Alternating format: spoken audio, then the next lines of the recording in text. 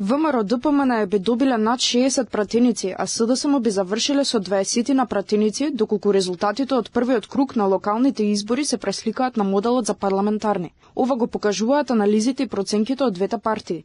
Од владеачката ВМРО ДПМН велат дека со добиените 300.000 гласови на локалните избори на потенцијални парламентарни избори според Донтовиот модел, партијата би освоила над 60 пратеници, додека пак за СДСМ велат дека во некои изборни единици би била и трета партија. На овие избори ВМРО ДПМН освои 12.000 гласа повеќе од 2021 година, додека СДСМ потона со минус 111.000 гласа.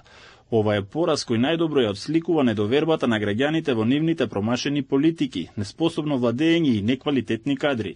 Наспроти овие резултати, од опозицијската СДСМ велат дека според нивните анализи, тие би освоиле најмалку 21 пратеник, а ВМРО ДПМН би имала најмногу 52. Историската победа на овие локални избори на ВМРО ДПМН се должи на успешната работа на градоначалниците од редовите на ВМРО ДПМН изминатите 4 години, како и работата на владата предводена од ВМРО ДПМН и председателот Христијан Мицкоски, кој ги поддржа општините како никогаш досега.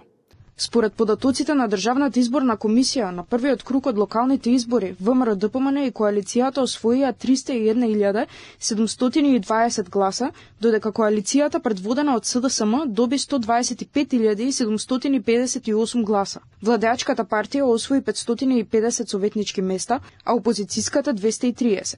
ВМРО ДПМН во првиот круг доби градоначалници во 32 општини, а СДСМ во 3.